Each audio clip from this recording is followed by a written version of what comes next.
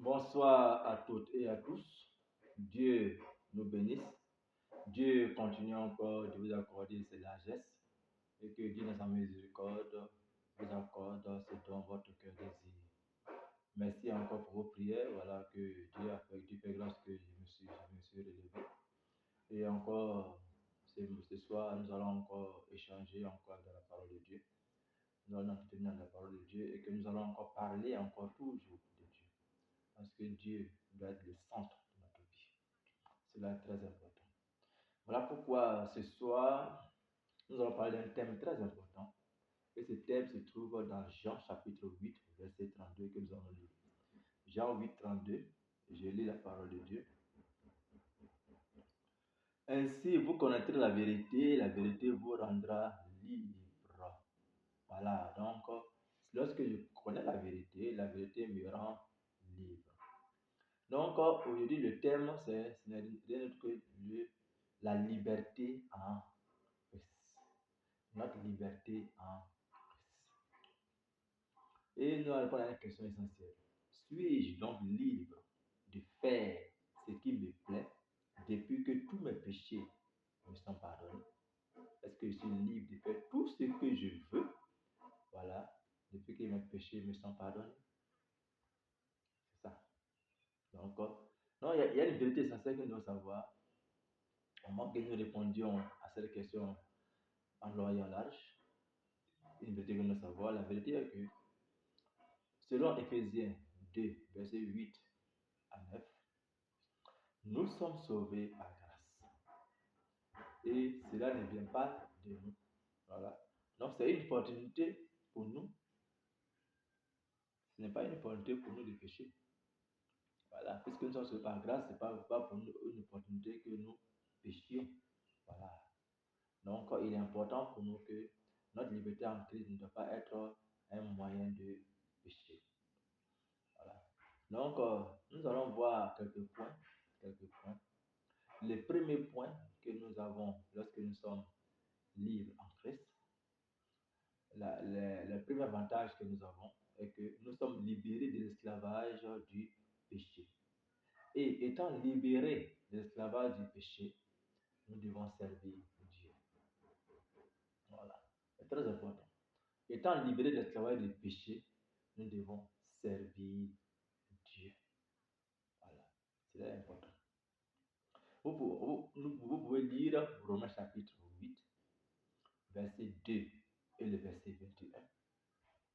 Romains chapitre 6, les versets 17 à 18. Donc, lorsque nous sommes libres en Christ, effectivement, Dieu nous donne la latitude de choisir, voilà, de faire notre choix. Voilà. Et il est important pour nous que nous fassions le bon choix. Voilà pourquoi dans Deutéronome 28, Dieu a mis devant nous la vie et la mort. Et il a dit, choisis. Voilà. Si tu choisis la mort, tu sais où tu t'en vas. Si tu choisis la vie, tu sais également où tu t'en vas. Donc, il est important pour nous que nous choisissons, voilà, nous choisissons le bon choix. Parce que le fait de choisir le mauvais choix peut nous conduire à des conséquences graves. Et ces conséquences-là, on peut les voir dans Jean 15, verset. On va lire un passage. Jean chapitre 15. Jean 15. Jean 15, lorsque nous prenons Jean 15, 1 à 8, voilà, on voit que lorsque nous prenons le mauvais choix, nous ne portons pas de fruits. Voilà, nous ne portons pas de fruits. Parce que le verset 1 dit, je suis la vraie vigne et mon père est le vigneron. Il enlève tout rameau qui, uni à moi, ne porte pas de fruits. Voilà. Donc, ça veut dire que si on ne porte, si on n'est pas, on fait le mauvais choix, on ne porte pas de fruits. Et selon Hébreux, chapitre 12, verset 5 à 11, là aussi, également aussi, Dieu nous punit. Dieu nous punit. Voilà, pour nos actions mauvaises, pour nos mauvais choix, Dieu nous punit pour cela. Et également aussi, on peut laisser également, c'est Galates 6, 7 à 8, la Bible dit, voilà, ce que ne vous trompez pas, ce que tu moissonnes, c'est ça que tu récoltes. Et on va lire ce passage. Galates 6, 7 à 8. Galates 6, 7 à 8. Galates 6, 7 à 8, il est écrit, ne vous y trompez pas, on ne se moque pas de Dieu. L'homme récoltera ce qu'il aura sémé. Voilà. S'il sème ce qui plaît à sa propre nature, la récolte qu'il en aura sera la mort. Mais s'il sème ce qui plaît à l'Esprit Saint, la récolte qu'il en aura sera la vie éternelle. Voilà. Donc l'homme récolte ce qu'il sème. Voilà. Donc lorsque nous sommes libérés du péché, nous devons avoir un bon témoignage. Ça, c'est très important. Un bon témoignage. Comme le montre les versets suivants. Romains 14, verset 18. Actes chapitre 6, verset 1 à 3. Et Actes chapitre 16, verset 1 à 2.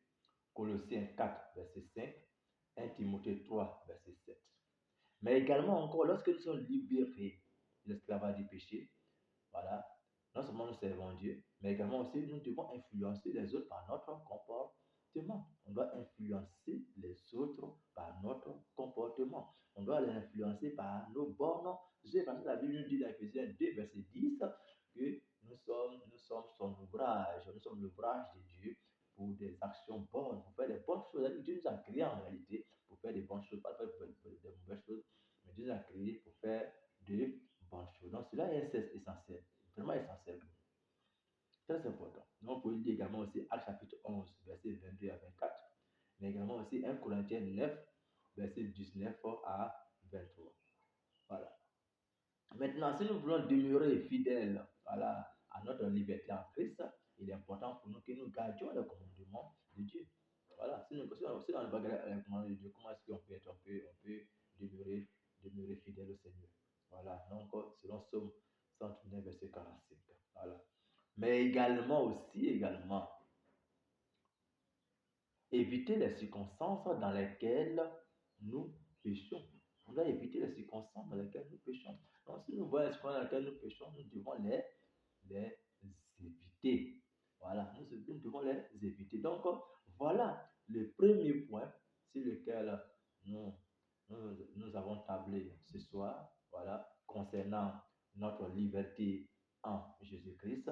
Voilà, nous venons de voir le premier point.